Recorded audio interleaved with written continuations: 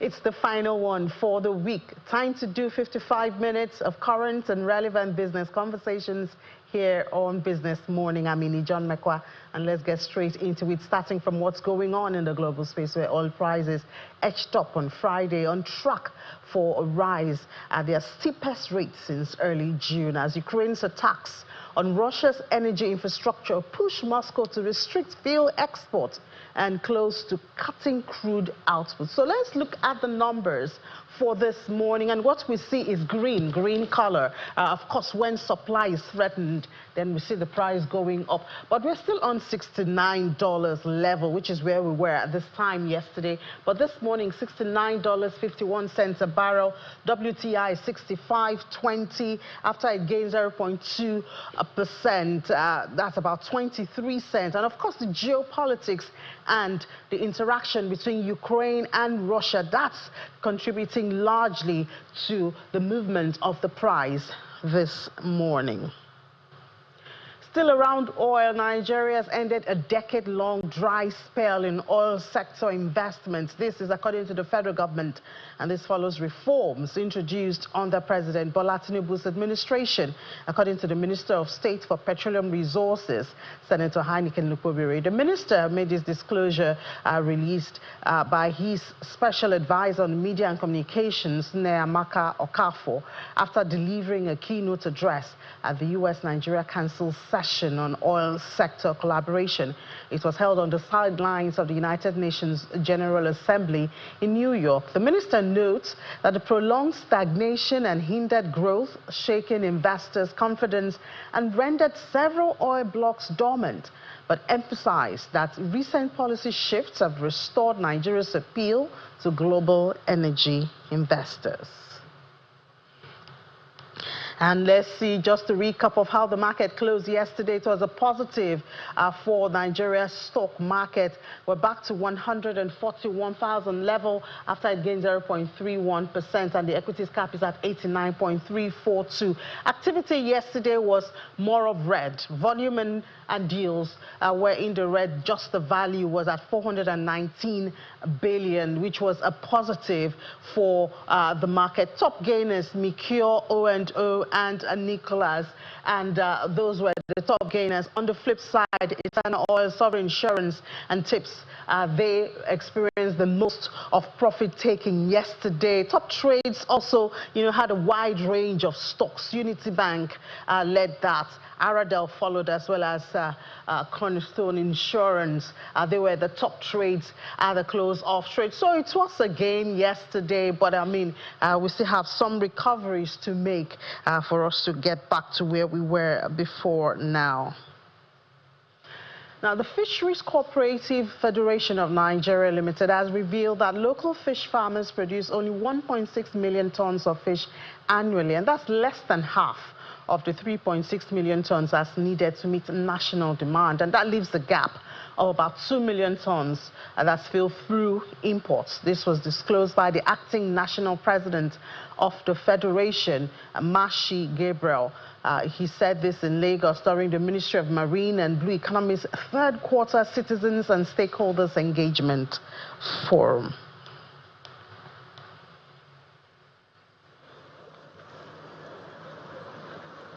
Of the Lagos Chamber of Commerce and Industry. They've met with members of the press, and the essence was to give updates on the preparation for the 2025 Lagos International Trade Fair that's set to hold later on in November. The Chamber says that the 39th edition of the trade fair, which has the theme Connecting Businesses, Creating Value, will be hosting over the target of 1 million visitors from over 15 countries, and will serve as a viable platform to connect the African continent and beyond. I'm happy this year to announce a unique partnership between the Lagos International Trade Fair and the Economic Community of West African States, ECOWAS, to celebrate the regional body at 50. The theme of the 50th anniversary of ECOWAS, which has featured different events and programs, is Stronger Together for a Brighter Future. We're all aware of the achievements of ECOWAS since 1975, which include the promotion of trade by facilitating regional trade through policies like the Trade Liberalization Scheme. The anniversary event reflect on these triumphs and pitfalls, aiming to chart a course for a more resilient and prosperous future for the region. The celebration, which is now extended to the 2025 Lagos International Trade Fair, is to underscore the importance of regional trade in fostering the prosperity of the countries and people of the region. This is because the Lagos International Trade Fair is the only fair in the region that brings all the countries together for 10 days.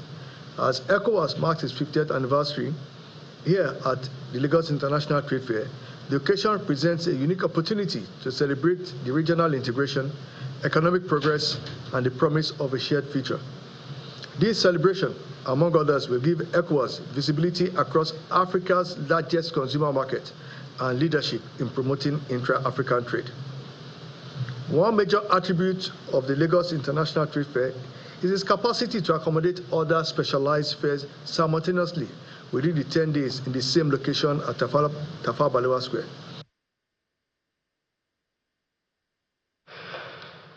And now an issue or a topic which has a lot of pros and cons, at least so far since it was introduced. That's the Lagos-Calabar Coastal Highway. It's a proposed 700-kilometer multi-phase infrastructure project. It's under construction and designed to connect Lagos, Calabar, and about 6 other states, which includes Akwa Ibom, Cross River, and of course down here to Lagos.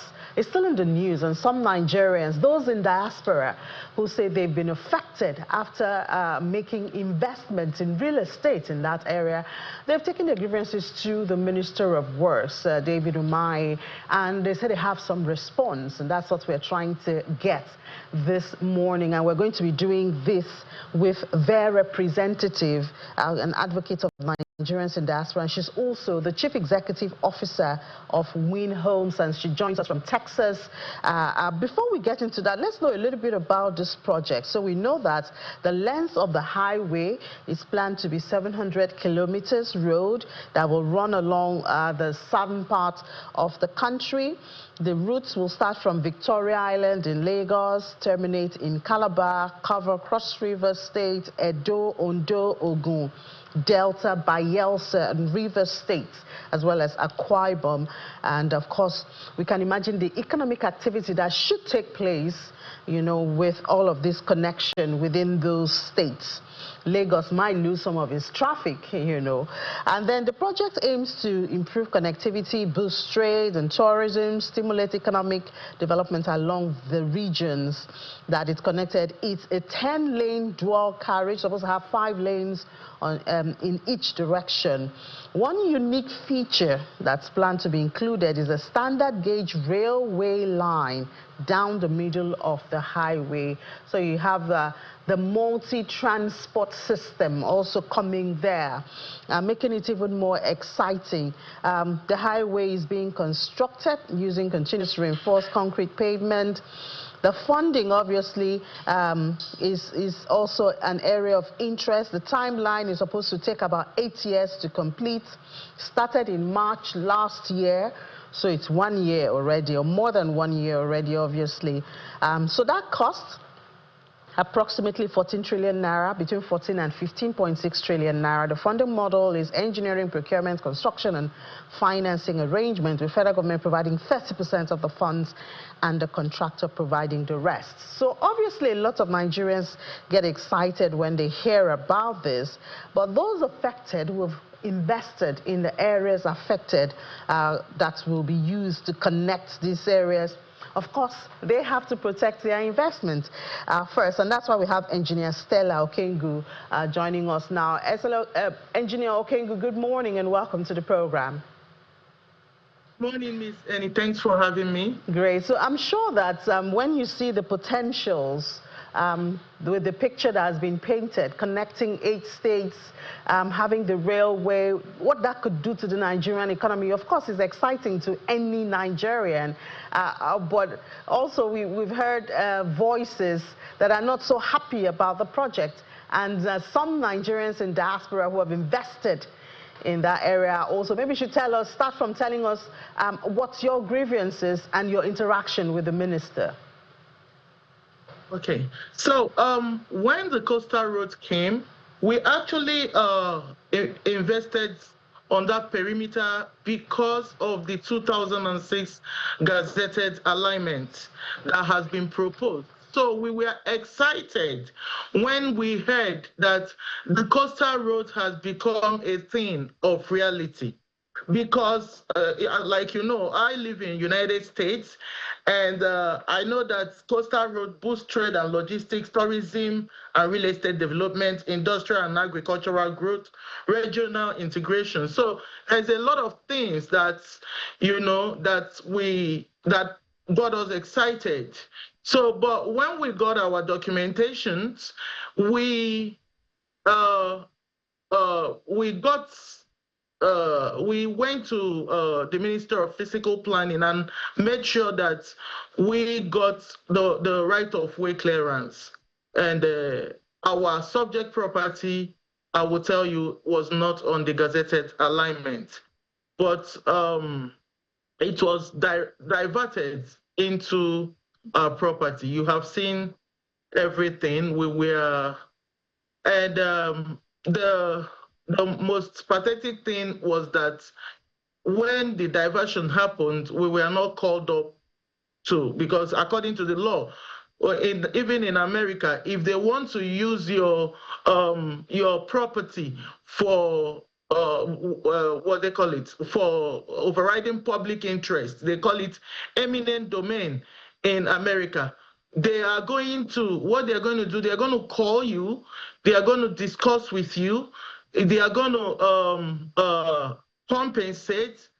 You are going to be comfortable with them using it before they will even go into the property. But the way they, you know, demolished our properties without informing us and proper. Okay. All right, engineer. Let's just, you know, because I mean it's TV, we don't have a whole lot of time. Yeah. So you have met with the minister, and I know we have aired even on Channels TV a lot of meetings with the minister. I believe you have come to a compromise. Yes, they have. The federal government, through the Minister of Works, has opened a channel of communication, which we are waiting for the invitation so that we can come and have our own stakeholder meeting with him and resolve the issue. Yeah. All right. So you investors in the U.S., I believe at this time, you have also had discussions. What's the sentiment like, especially since you've met with the minister? Has it been able to calm nerves, you know, and all of that? The minister actually reached out to a coalition of civil rights when they went to protest about the diaspora investments, like that Nigeria is stalling the foreign direct investment, that the president has been going around wooing the foreign the investors to come back to Nigeria and invest, and the ones that came back, their own has been demolished. So he reached out to them and told them that yes, he has heard, and he's going to invite us. So, but because of the traveling that the president has been traveling, you know, for bilateral agreements with other countries, we have not been able to get a specific appointment. But we have written to them, telling them that we are ready to come this October, and they were waiting for the response. Yes. Okay. So the thing is, we've had a lot of conversations about government policies and how it affects investor sentiment. I just want you to let us in, because I know you investors in the U.S., you've been meeting. What's the sentiment like, you know, when it comes to this?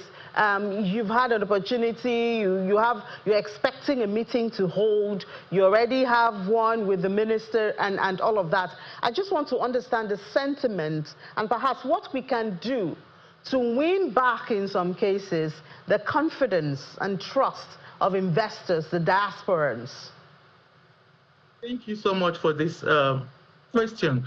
I went through some things, and I believe that government should build an enabling environment and create a stable policy, not a somersaulting policy that will actually protect the diasporans, not only the diasporans, foreign investors that comes back to Nigeria to invest.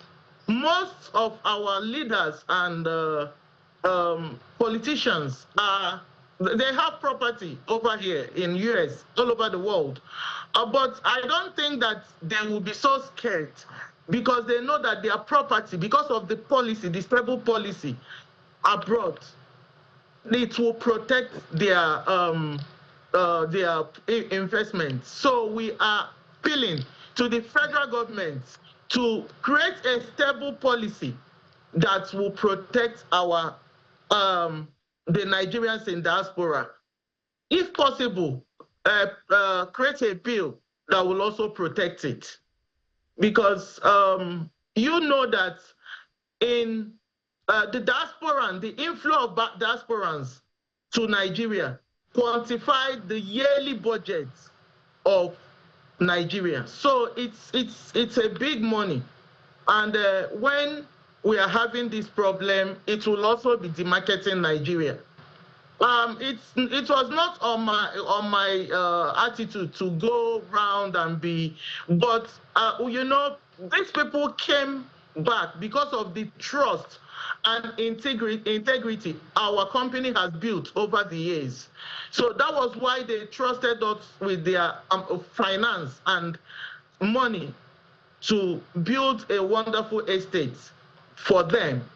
And you know that most of them that are Nigerians, they have roots here, they have family here, they have, you know, their family and their relations. So some of them, we have to go extra mile to convince them to come back to Nigeria to invest. So this is what we appeal to the federal government to look into and make sure that they are well compensated, everything is in order. Okay, so yeah, we hope that meeting holds in October and that, you know, something concrete will come out of it. But also, because I do remember, I think it was it the president or the vice president traveled to a country recently and met with some Nigerians.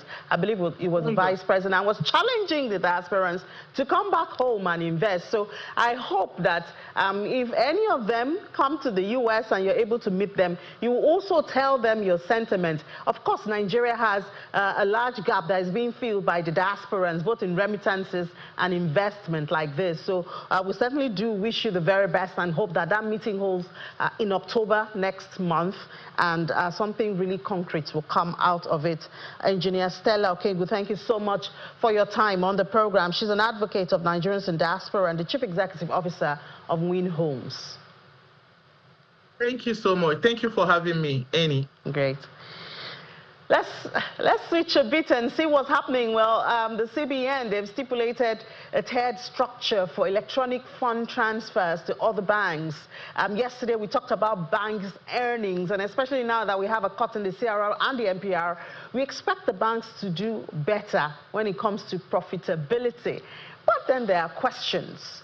The bank's money actually comes from the consumers. They're supposed to give lending, you know, at, well, possibly as cheap as possible interest rates to members of the public. But there are questions as to the charges which consumers have to face when interacting with banks. And we're talking about financial inclusion right now in the country. So everybody should be encouraged to use the banks. But if there are charges, then that might be a discouraging factor. Let's speak to a former director, retired director of the Central Bank of Nigeria, used to be Consumer Protection Department of the CBN. Mr. Kofu Alada joins us from Abuja studio. Mr. Alada, good morning and welcome to the program. Good morning and thanks for having me. So I believe you can speak freely now. You are retired, so you can tell us exactly what's going on within the CBN. And a lot of Nigerians believe that the CBN is so high for them to reach even when they have complaints, you know, about bank operations, bank transactions, yes, I know there are advertised ways that have been shared in the public that you can actually send your complaint to the CBN, but we don't know when we can get answers. So explain to us exactly the priority that CBN gives to consumer protection and consumer rights. Well, if I hear you very, very well, if your question is about challenges that central bank is having in implementing consumer protection regulations? Yes, please go ahead, yes. Okay, well, I've been quite a while off consumer protection, but I can say that in Nigeria, just like anywhere, the regulations, laws, and guidelines are always available underpinning policies. You know, but the problem has always been implementation, compliance, as you have noted. Challenges range from maybe monitoring of regulations, well-grounded education of the consumers, and maybe prioritization of issues involved in consumer protection. But if there's something we can give it to the Central Bank of Nigeria, that since 2020 thereabout, even though consumer protection duties started in Central Bank in 2012, post global financial crisis. Then post-COVID, it became more prominent as a result of development of digital finance, which has come to stay and is appearing to be the main focus of even investors in financial services business. You know, so I refer to consumer education. Yeah, what we have found is the fact that major issues revolve around information asymmetry. We know there's inequality, you know, between the banks and their customers in terms of information available. So if you put regulations in place, definitely there are people out there who are ready to actually circumvent these regulations. So issues of the fact that banks and financial institutions are set up for profit, and anything they do will be driven by profit. Though we're expecting that sustainable banking will, you know, drive them towards maybe thinking of economic, social, and governance criteria in their banking right now. But a summary of challenges that we'll be having is one, issues of enough capacity in terms of availability of people to ensure that market conduct regulation is implemented. Then, apart from that, even where complaints come in, you know, the myriad of complaints in terms of taxonomy, in terms of even the intricacies involved in some of these complaints. You know, issues revolve around how do you tackle them with fewer hands that you have over the years and with the increasing rate of these complaints coming in. I think these are some of the challenges that the banks may be having now. However, it's expected that, you know, with development in technology and with adoption of a lot of data management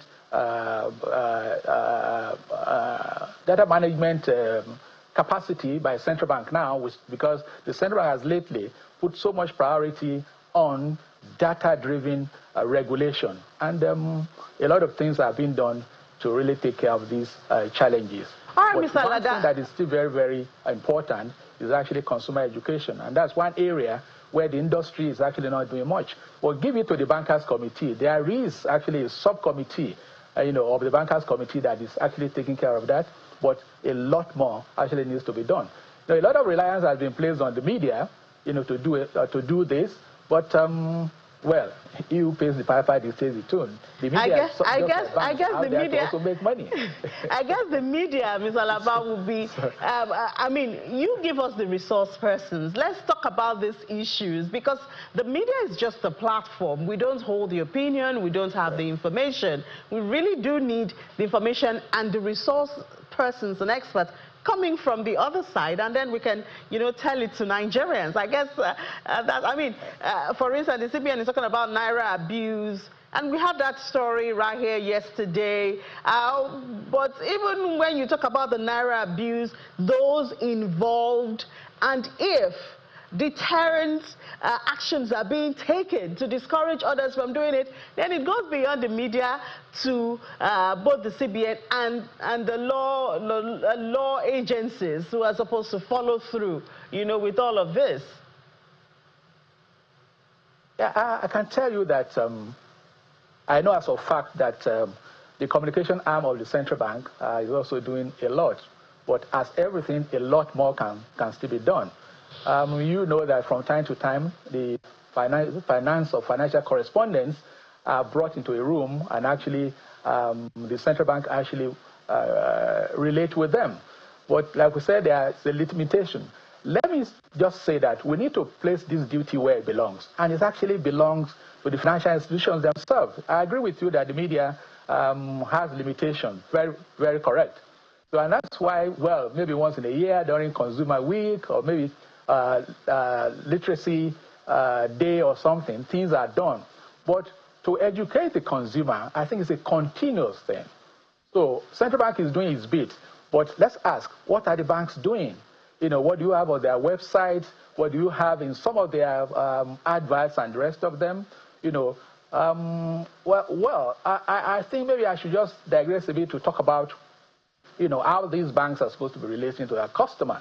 So maybe while doing that, some of these issues will also be coming to the fore. As a fact that the regulations requires them to be fair and transparent in their dealings with their customers. But how well is this being done? Yes, it is also required that a lot of disclosure needs to take place prior to a contract, during a contract, and post-contract. They need to be responsible in their business conduct with these customers, where lending has happened. And talking about lending, permit me to just digress. You mentioned in your intro about the fact that the central bank has cut rates, recently following the MPC. Fantastic. What that's expected to do? It's supposed to open the floodgate. I want to use the word floodgate for creation of credit by financial institutions. And when you create credits, a lot of issues will follow it. Part of it is what knowledge does the customer have in borrowing. That is even the least of it. So there are other products that will come online for creation of credit that the customers will need to know more about. So in the process of the banks creating credit, lending to new people, SMEs are supposed to be the greatest beneficiary of this for the development of the economy. So if I have my way, I will actually, the days of sectoral allocation are gone and should never come back in a liberalized economy. But there should be some moral suasion for lending to SMEs. And when you want to do that, this is where you need more education. The challenges of consumer protection will continue where the education is not so, and education awareness is not so well, it's not given high priority. This is consumer literacy and awareness is one of the principles, high-level principles of consumer protection around the world. Especially if you look at the G20 OECD high-level principles, which has risen from 9 or 10 that we had before to 12 now. So the question is, how much of this do banks and customers know? How well are the banks training or researching in this particular area? Researches should not just be on product development. Researches should always be about the development of these products vis-a-vis fairness to the customer. So the customers are the focus of the business. Without the customers, where will the banks be? They will be nowhere. The banks cannot lend to themselves, though they can lend to their investors, but the fulcrum, the major part of their business, comes from depositors, who are their customers. So, creation of awareness by the banks, alongside central bank, also, because in central bank, I think the last time we have also the national conference on financial literacy has been quite a while. So I think central bank should look into that possibility, because it is a common knowledge that where central bank is out there doing something, everybody wants to know what is happening, especially now that it's doing so well. Yes, rates have been held for almost 5 years. Now we have the rates being cut.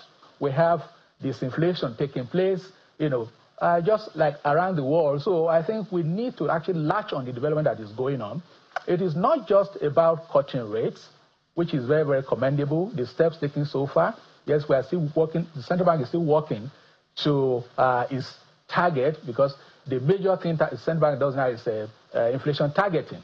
So, and the fact that they are moving, the inflation is moving downwards now shows progress and some level, high level rather, of success by the Central Bank of Nigeria. So if you are doing all this, so the impact on the common man is what should now be the next target. And who are these people? They are the customers of banks who should be taken care of. Exactly. As prescribed in the regulation. So we're talking about the protection of the rights of these people. And one of the areas where some Nigerians feel that they're being victimized, if I could use that word, is the area of bank charges. Now, I have a list of some of them, and please correct me if I have missed out or added what is not supposed to be there. So, for instance, there's the electronic funds transfer, there's the ATM charges, which is different from on-site and off-site. There's the card maintenance, there's the USSD, which recently experienced a change, and now they charge you from your credits on the phone. There's I think if you're dealing with large currency or large amounts, then there's the cash handling fees, the checkbooks, the hardware token, bill payments via e-channels. And sometimes, for instance, you carry out a transaction on your account, and you get, for now, I think I have even experienced it, you get 2 charges. And sometimes you're like, 1 transaction, 2 charges. Is it to show transparency? Is that how it's supposed to be? And really, a lot of consumers do not know where to bring this matter up. Well, one thing is talking about transparency. The key thing is the fact that the central bank has done well by coming out with the list of these charges, at least as a signpost to guide the way and manners consumers or customers, transact businesses with their banks. Well, if you look at these charges detail, I beg to disagree that you do not have 2 charges. Well, if I saw what you put there very, very correctly, 2 charges on a single transaction. Note that all these charges are not about taxes at all. You understand? Then you have a choice of platform that you are going to use for your transactions and the rest of them. And if I even pick the last item on the USSD and SMS charges, the central bank, the industry, actually had long-running battle with the communication industry over these charges. For quite a long time now, charges were being borne by banks, a little part of it by the customers, So now, what you now have is a scenario where the customer will have to bear a chunky part of this. Yes, you may want to say that we are talking about financial inclusion and you have these charges, but we can also try to understand with the evolving business environment that the banks are operating at. Then again, you also want to look at the fact that customers too are just being invited to be more disciplined and more discerning in their relationship with their banks. It's not just everything that should be available to you because it is free. You have choices of channels to use. You have to look at which one is much more economical for me. You need to make a lot of decisions. Then we talk about consumer education as well. We expect banks, and I know 1 or 2 banks have posted on their website, and from time to time they do update on these websites, to show these charges and actually educate their customers on how to progress about them. So it's, I won't call it a catch-22 as such scenario where you're talking financial inclusion, then you have charges coming with it. But the vulnerable in the economy actually have I won't say their jobs cut out for them, but they already have the areas in which they can operate. But the bigger tickets, the corporates, are discerning enough to actually navigate their way around all these areas. The central bank, I believe, wants to really keep the banks in business. So the banks have to remain in business for them to be able to serve the customers. So the only thing that central bank will not brook is where banks breach the prescribed charges. And as we, the industry may know, you have recourse, mechanism when these kind of breaches happen. And good news also, well, bad news for the banks, but good news for the consumer is the fact that since the enactment of the Bank and Other Financial Institutions Act 2020, which came on board November 2020, unlike before when penalties were just a slap on the wrist, now it is humongous. So banks, I think, have actually gotten wiser, and they want to do their business in a more responsible manner in view of the fact that today, under, I think, Section 95 or thereabout of the BOFIA, the least penalty, the minimum penalty for failing to adhere or comply with regulations, directives, circulars, guidelines of central bank, the minimum is actually 100 million, which, depending on frequency of the breaches, can actually be on day to day. So we had scenarios in the past where even where central banks had already resolved consumer protection issue in favor of customers, banks will still keep on, they will not comply. So because only 2 million was available as penalty in those days. But now you have a scenario where the least central bank can even, the least amount central bank can penalize is actually mandatory. It's 100 million. It's the minimum. So depending on the severity of the offense or infraction, it can rise to billion of naira. And I think the central bank is actually prepared to wield the big stick. And I also know that the banks too do not want this to happen, and they're actually developing policies as required under the CPR, that is Consumer Protection Regulation, for them to develop policies, for protection of consumers. May I also mention that BOFIA in Section 30, for the very first time, had express provision granting the central bank the powers to regulate consumer protection. Because before now, it was actually Section 2D of the CBN Act that central bank was relying on. That is the one that said we should ensure sound financial system in Nigeria. But now, it has now been expanded, pursuant to Section 30 of the BOFIA. And there, the governor now has the power to actually issue guidelines, to engender, transparency towards and to ensure that people now have confidence in the financial system. Then this power also extends to the fact that you can ensure competition in the system. Then you can also prescribe consumer protection standard, and rules for banks to comply. All right, Mr. Alada. Mr. Alada, we know you have a lot of information, and you ended your movement or career in the CBN from the legal, so it's very obvious, and I guess we should be having you more when it comes to educating consumers on their rights and what the CBN is doing. So thank you so much for letting us in on some of that information. Retired Director from the Central Bank of Nigeria, Mr. Kufo Alada. Thank you so much. Thanks for having me. All right, let's take a break now. When we come back, we've been talking about the National Pension Commission. We've had a lot of reforms, that they've been putting in place. But are you ready for your retirement days? We'll talk about that after this break here on Business Morning. Please stay with us.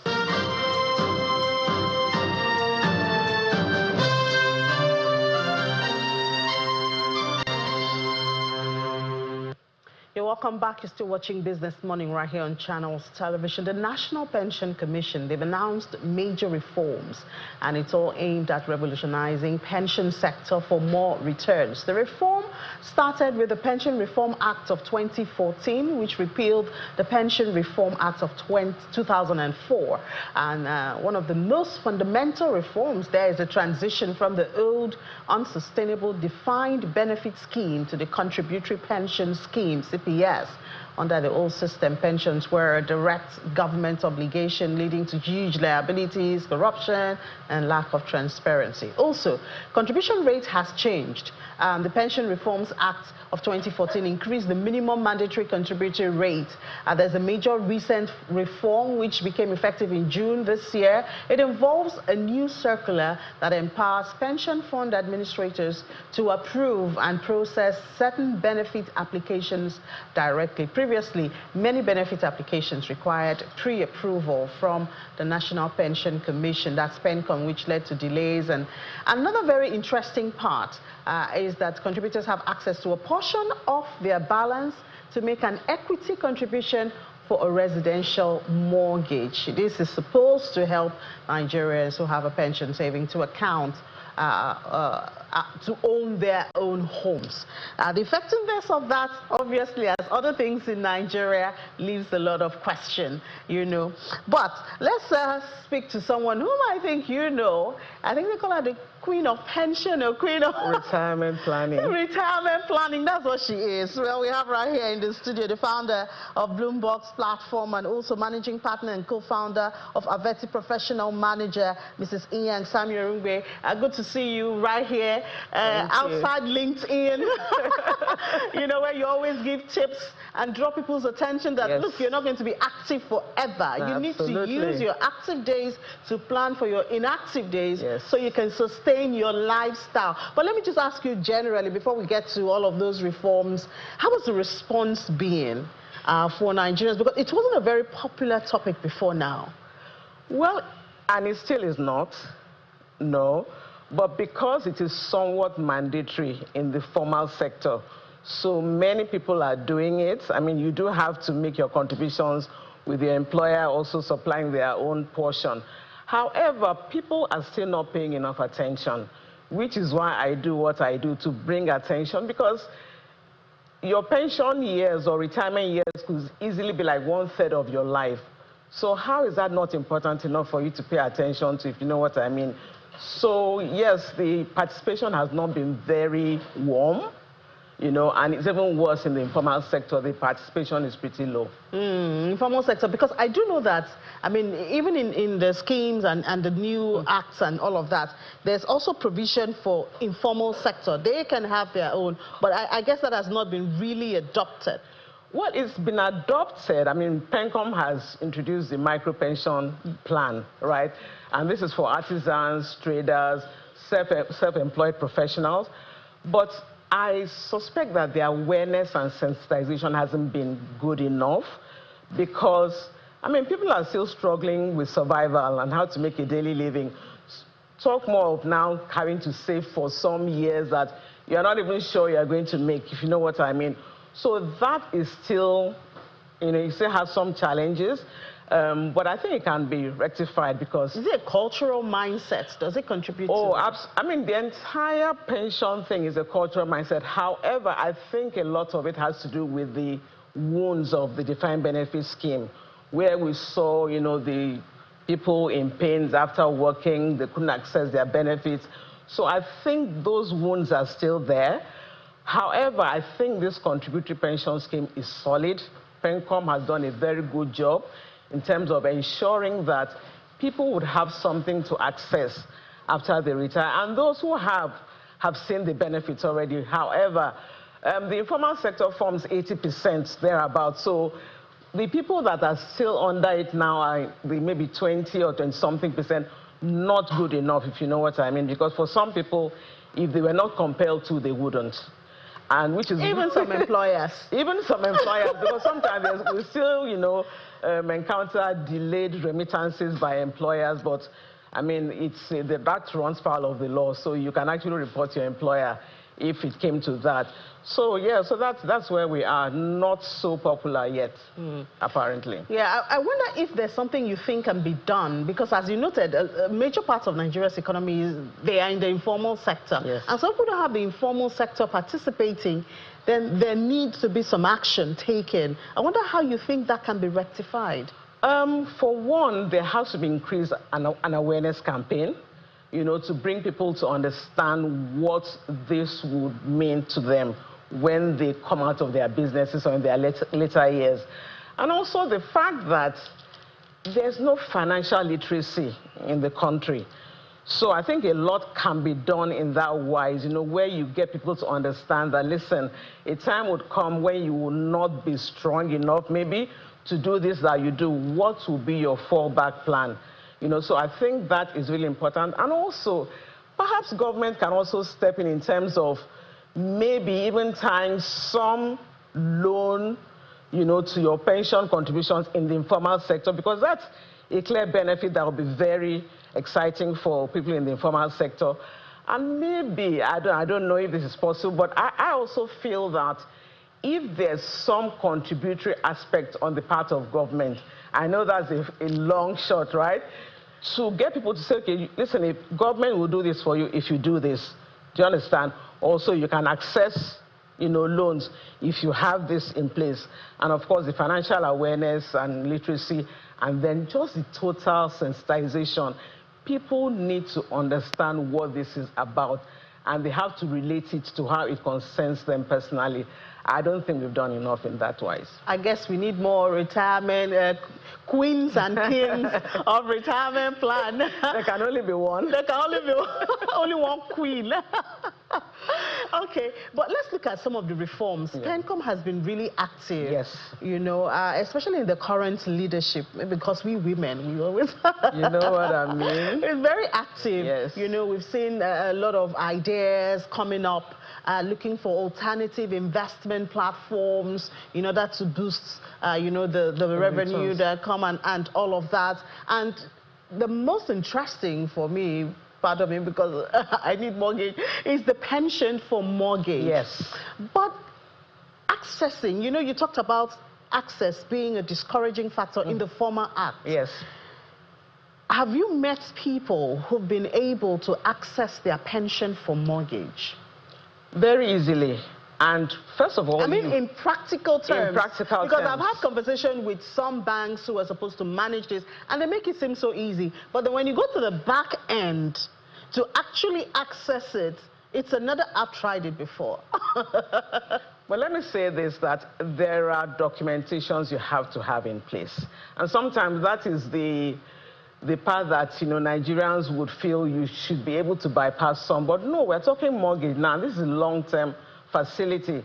So you do have to have those documentations in place. And the law says that if you have more than 3 years to retirement, then, you can access those ones. The PFAs are very well run. So are the PFCs who hold the funds. So I haven't come across anybody who hasn't been able to access mortgage loans. People in employment can, but I feel also that sometimes there's just that wariness of, filling forms, getting documentations. Most of us, I'm like that when it comes to documentation. So perhaps that could be a deterring factor. However, the documentations have to be in place. Okay, so I agree with the documentation. We're not used to it. I mean, we're not used to it. But I think that another deterring factor is the fact that, so you have your money, you can access 25% of your pension for equity.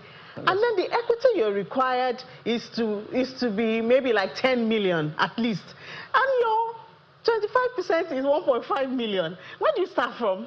Do you understand? It's almost like it doesn't help at all. I know, but let's also be clear that if you want to take out a mortgage loan, you can't be that person that has 5 million in your retirement savings account, if you know what I mean, right? So I guess this is for a certain level of, workers. And if you're at that level, then there's no reason why you should not be able to. Perhaps it may not work for everybody because we know how real estate, pricing is, especially in a place like Lagos. So perhaps it's not really for everyone, but if you can afford it, then it's available to well, you. We wish it was for more people, I know. So I know. We're in fact, we're out of time, but I really have to ask you this. Apart from all of these formalities, the pension and everything, as individuals, there are things I believe we're supposed to be conscious of or doing towards our retirement age. Yes. What are some of those tips? Maybe a few of it. Right. So the pension plan is just a part of the entire retirement puzzle, right? So there's the aspect of making sure you have diversification in your investments, so that you have multiple sources of income that would augment your retirement funds. Then, of course, you have to have a good health plan in place, because retirement or sickness in retirement can easily derail your retirement plans. So you have to have a good health plan in place. Take out a health mortgage if you can.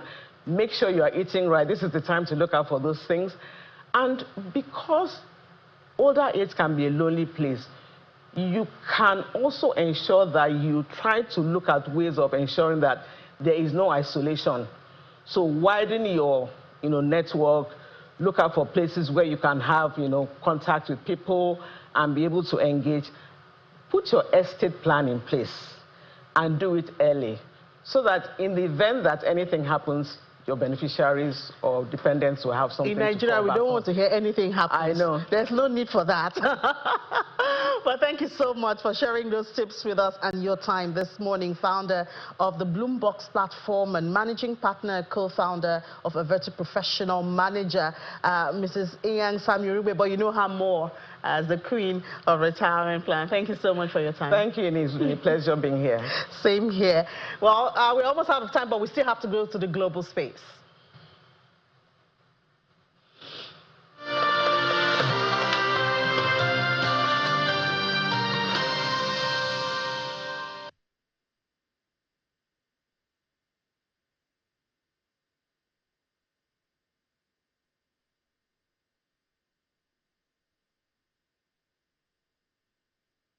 From the United States, where President Donald Trump has announced a fresh round of tariffs on pharmaceuticals, heavy trucks and furniture, including a 100% duty on patented drugs unless the producer is building a manufacturing plant in the United States. And following this, shares in the UK pharmaceuticals giant AstraZeneca has dropped by 1.4% at the start of trading today in London. And the company, they are the biggest faller on the FTSE 100 share index. Meanwhile, AstraZeneca recently announced that it will invest $50 billion, that's about 77 billion pounds, in the US by 2030. But I guess that has not been enough to satisfy President Trump. And moving away from that, the Swiss government has announced that its departments are currently evaluating the potential impact of that new tariff, that's the pharmaceutical tariff that's been declared by US President Donald Trump. Swiss Economy Ministry confirmed that it is working with relevant stakeholders to assess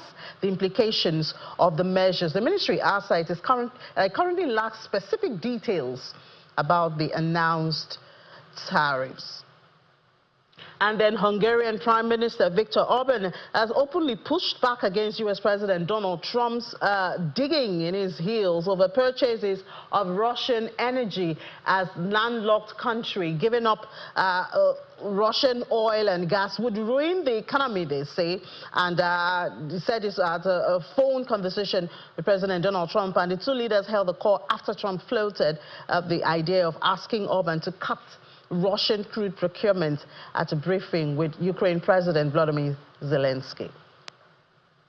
Still in Europe, European Central Bank's Consumer Expectation Survey for August 2025 revealed an increase in consumers' inflation expectations for the next 12 months, and it's supposed to hit 2.8%. That's going up from the 2.6% that it recorded in July. The survey released today shows that the median inflation expectations for 5 years ahead also increased slightly to 2.2% from 2.1%, reaching the highest level observed since August 2022. Meanwhile, expectations for inflation 3 years ahead remains unchanged at 2.5%. And then ExxonMobil Corporation has doubled the number of traders working in the UK over the past 2 years as a major press ahead with plans to make more money from its vast worldwide energy infrastructure. Exxon has now about 300 traders, and analysts and support staff operating in London continues to recruit to build out its network globally. Away from ExxonMobil, in Indonesia, Indonesia's finance minister says that he did not order state banks to raise their US dollar deposit rate to and that the government was still considering what incentives to offer to bolster the domestic US dollar supply. Four Indonesian state lenders earlier this week announced that they will raise their US dollar deposit rate starting from November the 5th. Now, the government is saying they were not involved in that, they did not initiate that, and the decision has been criticized by some economists as counterproductive to efforts to stabilize the rupiah currency, which has been under pressure in the past week amid growing investor concerns about the credibility and the independence of its central bank.